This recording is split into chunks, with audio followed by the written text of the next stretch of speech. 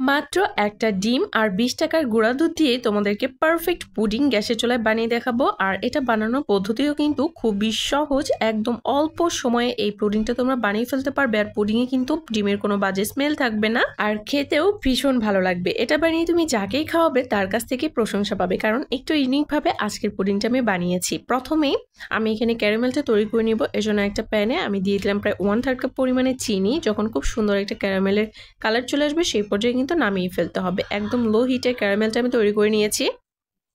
আর তারপর ক্যারামেলটাকে আমি একটা কেক মোল্ডের মধ্যে নিয়ে নিয়েছি। আজকে এই মোল্ডে করে কিন্তু আমি পুডিংটা বানাবো। তোমরা যে পাত্রে পুডিংটা বানাবে সেখানে কিন্তু ক্যারামেলটা সেট করে নিবে। ক্যারামেলটা ওইদিকে ঠান্ডা হতে দিয়েছি, আর এইদিকে একটা ব্লেন্ডার জগের মধ্যে আমি নিয়ে নিয়েছি একটা ডিম আর কয়েকটা পাউরুটির স্লাইস আমি এখানে দিয়ে দিব। সামান্য একটু জলে ভিজিয়ে দিয়ে দিব। এখানে পাউরুটিটা দেওয়ার কারণ হচ্ছে পাউরুটিটা দিলে কিন্তু পুডিংটা খেতে ভীষণ ভালো হবে, আর এটা জমবেও খুব ভালোভাবে, একদম পারফেক্ট হবে পুডিংটা। আর চাইলে তোমরা এখানে কলাও অ্যাড করতে পারো, কলা দিলেও কিন্তু খেতে ভীষণ ভালো লাগে। তবে আজকে আমি কলা ছাড়াই দেখাচ্ছি, খুবই অল্প কিছু উপকরণ দিয়ে দেখাচ্ছি। তবে পাউরুটির পরিমাণটা কিন্তু আমি একটু বেশি দিয়েছি।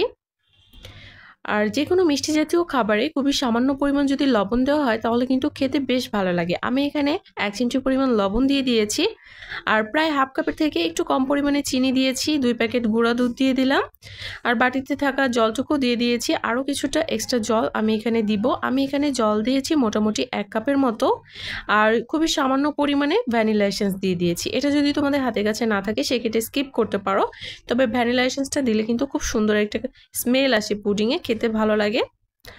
আর এই তো সবশেষেও কিন্তু আমি এখানে প্রায় 1/3 কাপের মতো জল অ্যাড করলাম। সব কিছু দিয়ে খুব ভালোভাবে ব্লেন্ড করে নিতে হবে। এখানে সর্বমোট আমি প্রায় 1 কাপের মতো জল অ্যাড করেছি। খুব ভালোভাবে ব্লেন্ড করা হয়ে গেলে যে পাত্রে আমি ক্যারামেলটা সেট করেছিলাম এর মধ্যে কিন্তু দিয়ে দিতে হবে। তারপরে কিন্তু আমি চুলায় একটা পাত্রে একটা স্ট্যান্ড বসিয়ে দিয়েছি, আর খুবই অল্প পরিমাণে জল দিয়েছি একদম নিচের দিকে। জলটাকে একটু গরম করে নিতে হবে প্রথমে, অথবা গরম না করে নিলেও চলবে, পরবর্তীতে চুলাটা অন করে দিলেই হবে। আমি প্রথমে একবারে সবকিছু বসিয়ে দিচ্ছি, তোমাদের স্টেপ বাই স্টেপ কিন্তু আমি দেখিয়ে দিচ্ছি। প্রথমেই কিন্তু স্ট্যান্ড, তার উপরে হচ্ছে পুডিংয়ের পাত্র, তার উপরে আমি আরও একটা স্টিলের প্লেট দিয়ে ঢেকে তার উপরে কিন্তু আবার একটা পুঁতা দিয়ে দিয়েছি, যেন জলের ভাপে, মানে জল যখন ফুটবে তখন যেন উপরে স্টিলের প্লেটটা সরে না যায়, আর পুডিংটা যেন খুব তাড়াতাড়ি স্টিম হয়ে যায়। এখানে আমি প্রায় 25 মিনিট পরে একটু চেক করে নিব। ভেতরে যদি কাঁচা থাকে তাহলে কিন্তু কাঠির গায়ে একদম লাগা থাকবে, মানে এই ব্যাটারটা কিছুটা লাগানো থাকবে। আর যদি একদম ক্লিন আসে তাহলে বুঝতে হবে পুডিংটা হয়ে গেছে। তবে ওভার স্টিম করা যাবে না, তাহলে কিন্তু পুডিংয়ের মধ্যে জালি জালি ভাব চলে আসবে, সেটা কিন্তু আবার দেখতেও ভালো লাগে না আর খেতেও ভালো লাগবে না। আর আমি একদম A to Z সকল টিপস সহ কিন্তু আজকের এই রেসিপিটা তোমাদের সঙ্গে শেয়ার করেছি। তোমরাও চেষ্টা করবে রেসিপিটা ট্রাই করলে অবশ্যই এই টিপসগুলো ফলো করতে, তাহলে দেখবে তোমাদের পুডিংটাও একদম পারফেক্ট হবে। প্রথমবারে কিন্তু টুথপিকটা আমার ক্লিন বের হয়নি, আমি কিন্তু আবারও ঢাকনা দিয়ে ঢেকে আরও 5 মিনিটের মতো জাল করেছি। আর হ্যাঁ, চুলার আঁচটা কিন্তু মিডিয়ামে রাখতে হবে, হাই হিটে কিন্তু রাখা যাবে না। এরপরে টুথপিকটা আমার ক্লিন বের হয়েছে, আমি নামিয়ে পুরোপুরিভাবে ঠান্ডা করে নিয়েছি। মোটামুটি 2 ঘন্টা মতো সময় লেগেছে পুরোপুরিভাবে ঠান্ডা করতে। পুরোপুরিভাবে যখন ঠান্ডা হয়ে যাবে তারপরে এটাকে আমি প্রায় 10 মিনিটের মতো ফ্রিজে রেখেছিলাম নর্মালে। তারপরে কিন্তু যখন একদম ঠান্ডা হয়ে গেছে সেই পর্যায়ে বের করে আমি দেখাচ্ছি। একদম গরম অবস্থায় কিন্তু মোল্ড আউট করতে যাবে না, তাহলে কিন্তু পুডিংটা ভেঙে যাবে। এখানে আমি একটু ঠান্ডা করে নিয়েছি, তোমরা চাইলে ফ্রিজে নাও রাখতে পারো, তবে ফ্রিজে রাখলে পুডিংটা খেতে ভালো লাগে, যার কারণে একটু ফ্রিজে রেখেও আমি ঠান্ডা করেছি। আর এখন মোল্ড আউট করে দেখাবো। চারদিকের অংশটা প্রথমে খুব ভালোভাবে ছাড়িয়ে নিতে হবে।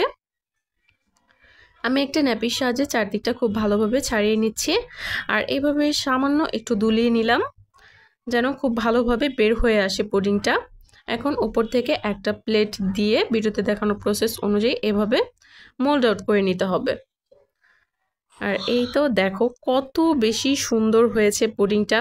এখন একটু কেটেও তোমাদের সঙ্গে শেয়ার করছি যে ভেতরটা কতটা স্মুথ হয়েছে, কতটা ক্রিমি হয়েছে, ভেতরে জালি জালি কোনো ভাব নেই, একদম পারফেক্ট হয়েছে। তোমরা যদি সকল টিপস ফলো করে পুডিংটা বানাও তোমাদের পুডিংয়ে কিন্তু একদম পারফেক্ট হবে। আর যারা এখনো আমার চ্যানেলটি সাবস্ক্রাইব করোনি অবশ্যই সাবস্ক্রাইব করে দিবে, আর যারা করেছো তাদেরকে অসংখ্য ধন্যবাদ। আর মাত্র 20 টাকার গুঁড়া দুধের পুডিংয়ের রেসিপিটা কেমন লাগলো অবশ্যই কমেন্ট করে জানাবে। আর যারা গুঁড়া দুধটা স্কিপ করতে চাচ্ছ, লিকুইড দুধ দিয়ে বানাতে চাচ্ছ, তারা কিন্তু আগেই দুধটাকে একদম ঘন করে জাল করে তারপরে ঠান্ডা করে তারপরে কিন্তু দিবে, তাহলে দেখবে পুডিংটা একদম পারফেক্ট হয়েছে আর খেতেও কিন্তু ভালো লাগবে। আমি আজকে খুবই অল্প খরচে দেখানোর চেষ্টা করেছি, আশা করছি সবার কাছে ভালো লেগেছে। আর আমার পুডিংটা দেখেই তো বুঝতে পারছো, দেখো আমি কিন্তু কাট করে খাচ্ছি আর তোমাদেরকে দেখাচ্ছি, মানে এতটা মজার হয়েছে কি বলবো। তো আজকের মতো এখানে বিদায় নিচ্ছি, সবাই ভালো থেকো।